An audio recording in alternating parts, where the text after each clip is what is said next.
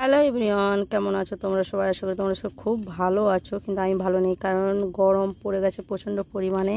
আর এদিকে আমাদের ধান কাটা চলছে, ধানের কাজ শুরু হয়ে গেছে। কিছু ধান মানে কাটা হয়ে বাড়িতে চলে এসছে, আর মেশিনে কাটা হচ্ছে, কারণ এই গরমে আর হাতে কাটতে পারবো না, তাই মেশিনে কেটে নিয়েছি। তো মেশিনে কেটে তোমরা তো আগের ভিডিওতে নিশ্চয়ই দেখেছো, মেশিনে কাটা হচ্ছিল। সেসব ধান বয়ে নিয়ে আসা হয়েছে কিছু ধান, আর নিয়ে এসে দেখো খামারে দিয়ে দিয়েছি মেয়ে শুকনো হতে। তো এখানে একটা রয়েছে, আরও চলো।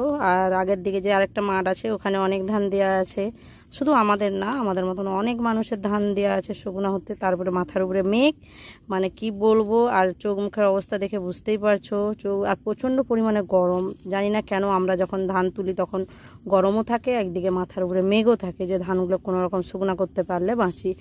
আর আমাদের সামনাসামনি দেখো অনেকেই ধান মিলেছে, কারণ এই মাঠটা ফাঁকা ছিল, তাই সবাই মিলে এখানে ধান শুকনো করছে তাড়াতাড়ি করে আর কি, যাতে ঘর তুলতে পারে, এত টাকার জিনিস সব বলতে পারো চাষবাস। তো ওর জন্যে দেখো আমি এখানে এসেও ধানে পা মারছি। আর আমি একা না, তোমাদের দাদা ভাইও রয়েছে। তো অনেকগুলো তিরপলে ধান দেওয়া আছে, তাই একার পক্ষে তো সম্ভব না, মানে গরমে আর কি। তো ওর জন্য দুজনে মিলে পা মারলে তাড়াতাড়ি করে হয়ে যাবে। আর এটা ঘন ঘনই পা মারতে হবে, কারণ তাড়াতাড়ি যাতে শুকনো হয়ে যায়, কারণ সেগুলো তো আবার বস্তা করে তো রাখতে তো হবে না। তার জন্য দুজনে মিলে মানে ধানে পা মেরে নিচ্ছি। তো কোথায় কোথায় ধান কাটা চালু হয়ে গেছে তোমরা কিন্তু কমেন্ট করে জানিও, আর কাদের কাদের চাষ আছে সেটাও কিন্তু জানিও।